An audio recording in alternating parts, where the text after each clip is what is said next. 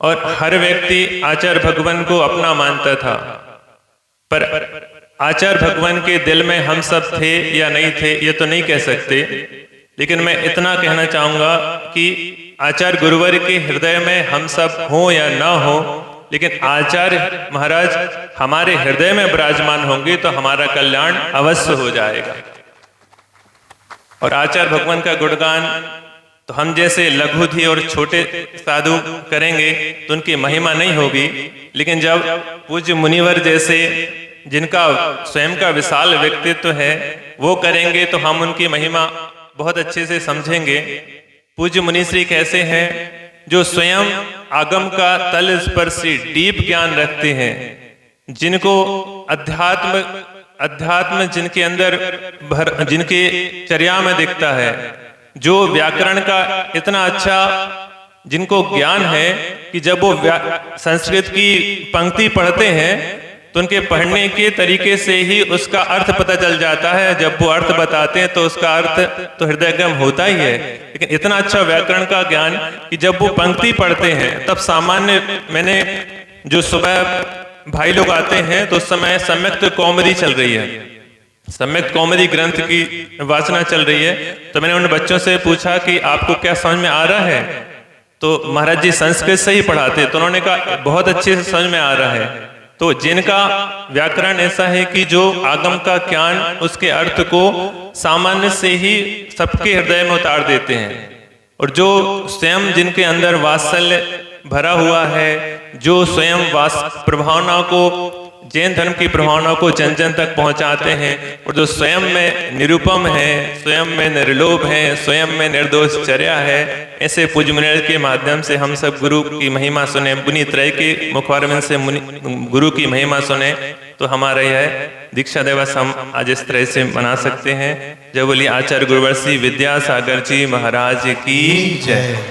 जय बोलिए मुनिवर चिद्रूप सागर जी महाराज की जय। अब हम सब चलते हैं परम पूज्य मुनि श्री 108 निरुपम सागर जी महाराज के पावन श्री चरण कमलों में। ये महाराज श्री आपके मुखारबिंद से भी, हाँ महाराज जी 5 मिनट है अभी समय, अच्छा बाद में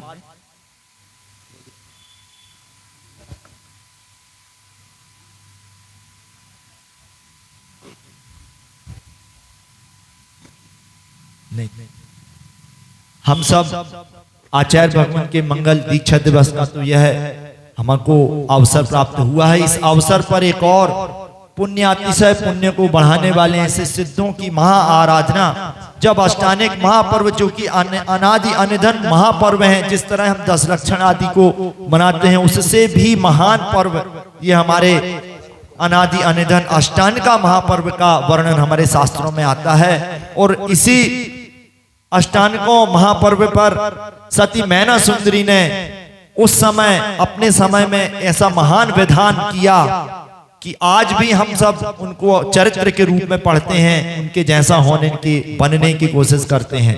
ऐसा ही अवसर परम पूज्य मुनि श्री निर्दोष सागर जी महाराज पंच ऋषिराजों के सत्संग सानिध्य में हमें सब मनाने का अवसर मिल रहा है। आगामी 21 से 29 तारीख तक हमें 9 दिवसीय इस बार अष्टानिक महापर्व में सिद्धों की आराधना करने का अवसर मिल रहा है। और हमारे बीच में जबलपुर महानगर से पधारे विधानाचार्य भैया श्री शुभम जी सुयस से आग्रह है वे आज के इस अवसर पर मंगल बोलियां लगवा कर आज के इस कार्यक्रम को यहाँ पर श्रीपाल मैंने जय बोलो अष्टानिका महापर्व की। देखिए पनागर का ये वो मंच है, जब यहाँ पर खड़े श्री ओम नमः सिद्धिभ्यः। जय श्री ओम नमः सिद्धिभ्यः। जय श्री ओम नमः सिद्धिभ्यः। तरण विद्या सागर गुरु तारो मुझे शीश। करुणा कर करुणा करो करशे दो आशीष। यही प्रार्थना आपसे अनुनय से कर जो, पल पल पग पग बढ़ चलूं मोक्ष महल की ओर। बोलिए अनंतानंद सिद्ध परमेष्टि भगवान के, 24 तीर्थंकर भगवान के, 1008 श्री शांतिनाथ भगवान के, चिंतामणि पार्श्वनाथ भगवान के, परम श्रद्धे परमोपकारी दीक्षा प्रदायक आचार्य गुरुवर 108 विद्यासागर जी महामुनि महाराज की, आचार्य प्रवर 108 समय सागर जी महाराज की, मुनि श्री नरलोक सागर जी, निरुपम सागर आदि मंचासीन मुनि महाराजों की जय बोलिए। परम पूज्य गुरुवर श्री निर्दोष सागर जी महाराज की, समस्त मुनि संघ की। धर्म अनुरागी बंधु, आज का ये पावन अवसर कई निमित्तों को लेकर के आया है।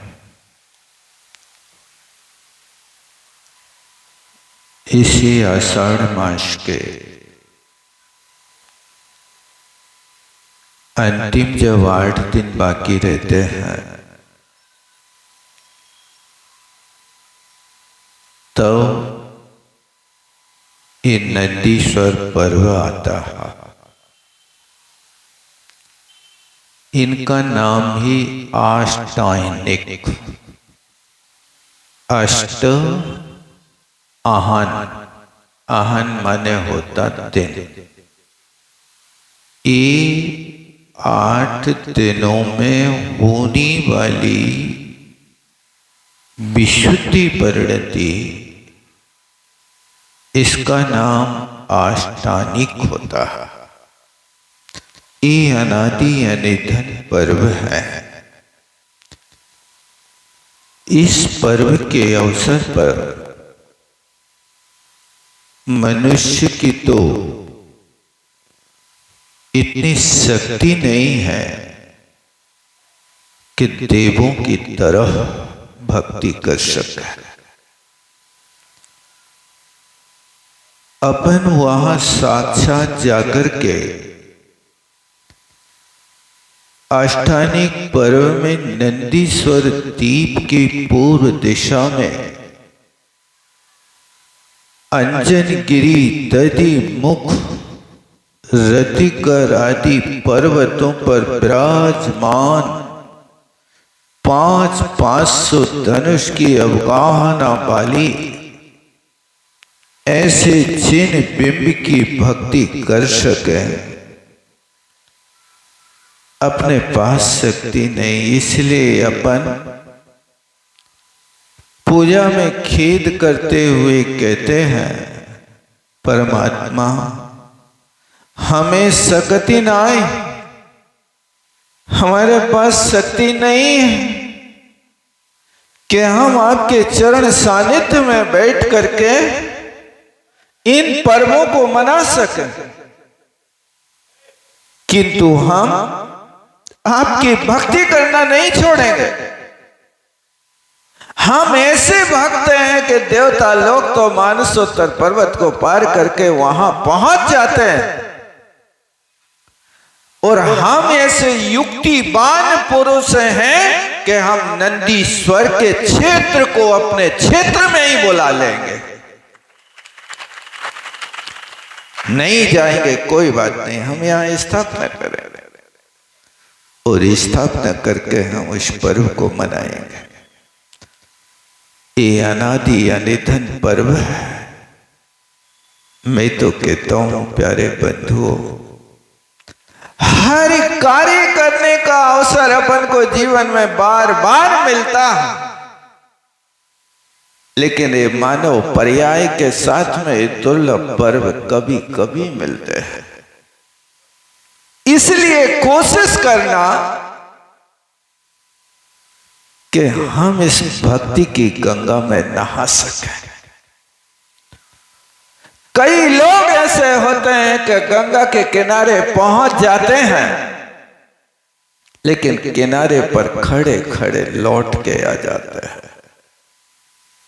कुछ लोग होते हैं कि जो गंगा में हाथ धो लेते हैं, कुछ लोग होते हैं कि गंगा में मुंह धो लेते हैं, कुछ लोग होते हैं कि गंगा में अवगाहन कर लेते हैं, नहा लेते हैं। आप भी गंगा के किनारे खड़े हैं, आप लोग क्या करेंगे? हाथ धोएंगे कि मुंह धोएंगे कि कुल्ला करेंगे कि मंजन करेंगे कि स्नान करेंगे? कोशिश करना उन परमात्मा के सामने बैठ करके अवगाहन करें और उन परमात्मा के सामने अर्जी करें, हा डूबो जात हो नेक निहार निकार। हे परमात्मा, मैं इस दुनियादारी के चक्कर में, गृहस्थी के जाल में, विषय भोगों के कीचड़ में डूबा जा रहा हूं। मेरे ऊपर कृपा करो परमात्मा, इन दुखों से छुटा करके मुझे अपने जैसा बना लो। मैं तुमसे कुछ नहीं चाहूं, बस आपकी भक्ति करो। लोग भगवान के सामने गिड़गिड़ाते तो हैं रोज, और भगवान से कहते हैं पूजा करने के बाद में, भगवान मुंह गरीब की विनती सुन लीजो। कहते के नहीं कहता आप लोग? गरीब हो क्या चाहने बताओ? तुम भगवान के सामने गरीबी का वातावरण फैला करके, मैं पूछता हूं भगवान से, तो कह तो रहे मैं गरीब हूं, लेकिन भगवान से तुम मांग करके भगवान से कार मांग रहे कि नमोकार मांग रहे हो? बताओ क्या मांग रहे हो? आप अपनी गरीबी कार से मिटाना चाहते हो कि नमोकार से मिटाना चाहते हो? यदि नमोकार चाहिए तो वास्तव में अनंत काल के बंधे पाप ऐसो पंचड़म हो यारो, सब पाप पड़ा सुड़ो। वो अंतरंग की गरीबी मिटाना, बाहर की वस्तु से कोई गरीब और अमीर नहीं होता। दुनिया के लोग बाहर की वस्तु से अपने आप को गरीब आंक लेते हैं, लेकिन भैया ध्यान रखना, तुम भी 3 लोक के नाथ बनने की योग्यता रखते हो। तुम भी भगवान हो, लेकिन भगवान बनने के पहले भक्त जरूर बनना। हमारा नारा है,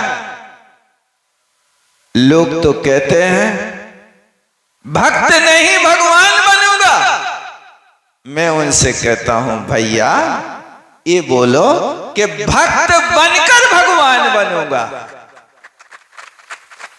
बिना शिष्य बने कोई शिक्षक बनता है? बिना विद्यार्थी बने कोई विद्वान बनता है? विद्यार्थी तो बनना पड़ेगा।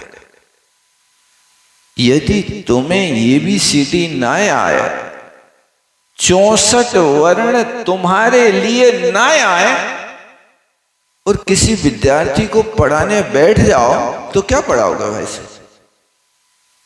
पहले विद्वान बनो, विद्यार्थी बनो, फिर विद्वान बनो। पहले शिष्य बनो, फिर शिक्षक बनो। पहले भक्त बनो, फिर भगवान बनो। बिना भक्त बने जो भगवान बनने की आकांक्षा कर रहा है उस व्यक्ति की दशा है कि वो नीचे से छलांग लगा करके 100 फुट ऊंचे लगे आम को तोड़ना चाह रहा है। नहीं, उस आम को चाहिए तो आप क्रम से चढ़ करके ऊपर जाए, उस आम को तोड़ करके लाना तो आनंद अलग होगा। ऐसा ये पर्व आपके सामने है और ये पर्व के अवसर पर अपन सब एक होकर के परमात्मा से बस यही प्रार्थना करें कि हे भगवान, संसार के सारे जीव सुखी हो। ये विश्व शांति यज्ञ की कामना है कि संसार का प्रत्येक प्राणी सुखी हो, कोई को कष्ट ना हो, सुखी रहे सब जीव जगत के। देशस्य राष्ट्रस्य पुरुष राज्ञा करोतु शांतिं भगवान जनेन्द्र, करोतु शांतिं भगवान जनेन्द्र। ऐसा अपन रोज पाठ करते हैं, भावना बातें हैं। और ये अतिशय क्षेत्र है, यहाँ तो बैठ करके वास्तव में ऐसा लगता है कि कोई बिल्कुल सिद्ध क्षेत्र में बैठ करके परमात्मा की आराधना कर रहे हैं। अपन कभी सुनते थे कि मुनि महाराज पहाड़ों से उतर करके जंगलों से आकर के गाँव में आते थे। हम लोग तो यही अनुभव करते हैं कि यही अपने लिए पंचम काल में जंगल और पहाड़ की तरह ऐसा पवित्र क्षेत्र हमारे बुजुर्गों ने हमें गिफ्ट में दिया है, जहां हम युगों युगों तक परमात्मा की भक्ति को करके अपने कलमश को धो सकते हैं। बस मन से गरीब मत बनना। दुनिया में 2 व्यक्ति सबसे ऊंचा स्थान पाते हैं। एक व्यक्ति वो जो गरीब होकर के भी दान देता है, और एक व्यक्ति वो कि जो शक्ति होकर के भी क्षमा करता है। शक्ति है और सत्याकृत अपराधेषु, किसी ने अपराध किया है लेकिन उसके लिए कोई बात नहीं, गलती सबसे होती। मित्रों, अब आगे किसी के लिए ये कष्ट में मत डालना, ये क्षमा करना होता है। और गरीब है लेकिन गरीब होकर के भी अपनी शक्ति के अनुसार, क्योंकि शास्त्रों में लिखा है कर्जा करके दान नहीं करना, लेकिन शक्ति को छिपाने की कोशिश नहीं करना। शक्ति तस्त्याग एक कहा है ये दान का। ऐसा ये पावन पर्व अपने बीच में आ रहा है। इसमें मैं बस यही चाहता हूँ कि इस भक्ति में आप अच्छे दिल से निर्विकल्प होकर के सम्मिलित होने की कोशिश करें। दूसरी बात, आज आचार्य श्री का दीक्षा दिवस है। बहुत सारी बातें हमें भी बताना थी, महाराजों को भी बताना थी, लेकिन घड़ी का कांटा पहुंच गया। बस घड़ी का कांटा ये हमें सीख देता है कि ध्यान रखना, वृक्ष के कांटे हमें सीख देते हैं बेटा संभल के चलना। वृक्ष के कांटे सीख देते हैं बेटा संभल चल करके चलना, और घड़ी के कांटे सीख देते हैं बेटा समय पर चलना। घड़ी बांध के भी हम समय चूक जाते हैं। बस इतना है कि समय का सदुपयोग इन पर्वों में करना। आप देखना, घड़ी के कांटे 3 हैं, तीनों का काम अलग अलग है। 1 सेकेंड का समय बताएगा, 1 मिनट का बताएगा, 1 घंटा का बताएगा।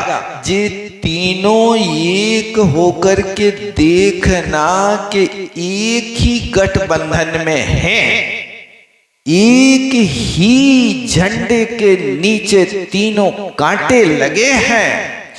और ध्यान रखना, हर घंटे में तीनों कांटे एक साथ मिलते हैं, गले मिलते हैं। क्या आप भी एक परिवार में रह करके हर दिन घड़ी की कांटे की तरह एक साथ मिलते कि नहीं मिलते? हम तो उनकी शक्ल नहीं देखा। काश मिनट का कांटा ऐसा कह देवे कि हम तो मिल नहीं सकते। तो मिनट का कांटा ना होवे तो तुम्हें घड़ी का पता चलेगा कितने बज गए? पता चलेगा कि नहीं चलेगा? ये जैसे तीनों एक होकर के हमें शिक्षा देते हैं, समय पर चलना, एक साथ रहना, संघे शक्ति कलौ युगे, कली काल में संग में शक्ति होती है। यदि बिखर जाते हैं तो शक्ति छीन हो जाती है। समझदार लोगों से सीखने की कोशिश करो। यदि कोई व्यक्ति झाड़ू लेकर के कमरा साफ कर रहा है, वो झाड़ते झाड़ते उस झाड़ू में से यदि झाड़ू का एक तिनका निकल जाए, तो मैं पूछता हूं भाई साहब, उस तिनका को झाड़ कर फेंक देते हो कि उस झाड़ू में उठा के खोस देते हो? ईमानदारी से बताना, नहीं तो आप कहो कि हम तो बड़े आदमी हैं, सो हम तो फेंक हैं झाड़ में। बताओ क्या करोगे? उस झाड़ू के तिनके को यदि तुमने उपेक्षा कर दी तो समझ लेना 4 दिन के अंदर तुम्हारी झाड़ू तिनके तिनके की तरह बिखर जाएगी। उस झाड़ू से तुम दोबारा काम नहीं ले सकते। और यदि समझदार व्यक्ति चाहे गरीब हो या अमीर हो, एक झाड़ू के तिनके के बाहर होते ही उस झाड़ू के तिनके को प्रेम से उठाकर उसी झाड़ू में खोसता है और पुनः बंधन दे देता है, तो वो झाड़ू महीनों महीनों फिर चल जाती है। इस संग में शक्ति है। आपके साथी यदि कोई आपसे किसी वातावरण से बिखरते हैं तो आप उनसे कहते हो, जा तुम्हारे बिना हमारा कौन काम रोकने वाला। तिनका कबहु न निंदिए जो पायन तल होए, हवा ओढ़े आखन पड़े पीर घनेरी होए। कभी उस छोटे तिनके की भी निंदा मत करना, उसकी भी उपेक्षा मत करना। जो पैर के नीचे पड़ा है वो तन का यदि हवा में उड़ करके आपकी आंख में चला जाए तो वो सड़ा तिनका भी आंख में जाने से आंख के पर्दा को फाड़ने की सामर्थ्य रखता है। छोटे को कभी छोटा मत समझना, हल्के को कभी हल्के में मत लेना भाई साहब। जितने इतिहास बने हैं हल्के से बने हैं, बने के नहीं बने। रावण और विभीषण का इतिहास बना तो किससे बना? विभीषण बड़ा था कि हल्का? हल्का था ना, पता है ना? वो हल्का अलग हो गया तो सोने की लंका तहस नहस हो गई। हुआ कि नहीं हुआ? बहुत सावधानी से ध्यान रखना। हल्का अलग होगा तो हिला के रख देगा। इसलिए किसी ने लिखा कि हल्के को हल्के में मत लेना। वो ही हल्का यदि तुम्हारे हलकारे का पटवारी हो जाएगा तो हिला के रख देगा तुम्हें।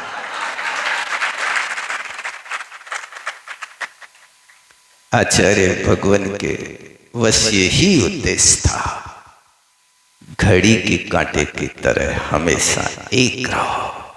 एकत्व शक्ति, संघ में शक्ति होती है। उनने कभी बिखरने के लिए उपदेश नहीं दिया। हम एक हैं, मत ठुकराओ, गले लगाओ, धर्म सिखाओ की सीख बनाई।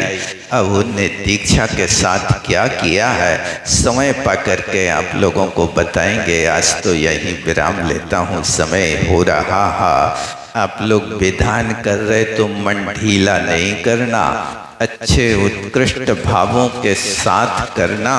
इस भक्ति का अलौकिक रस होता है। भाव तो ऐसे होते हैं, मैंने देखा शुरू में कि तुम्हारे यहाँ श्रीपाल तो 11,000 में बन रहे हैं। मैंने कहा बाजार तो बहुत मद्दा लग रहा भैया आज का बात।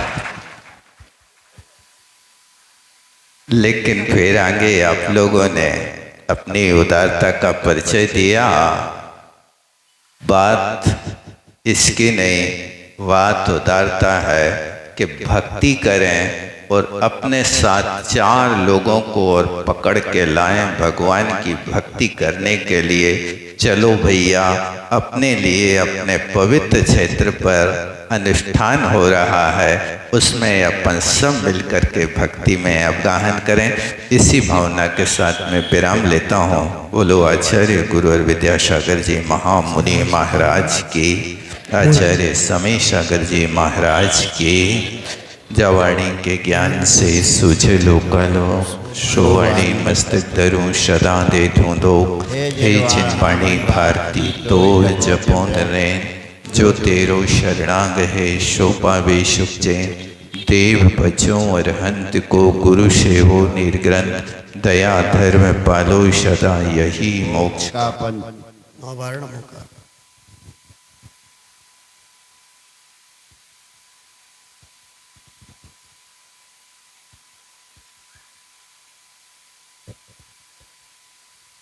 जय बोलो श्री द्वादशांग जिनवाणी माता की जय। जय बोलो परम भैया श्री निर्दोष सागर जी, निर्लोभ सागर जी, प्रत्येक परिवार से कम से कम एक जोड़ा चिद्रूप सागर जी, सुबह यहाँ सागर पर जी महाराज इंद्राणी के की रूप में जय। आए।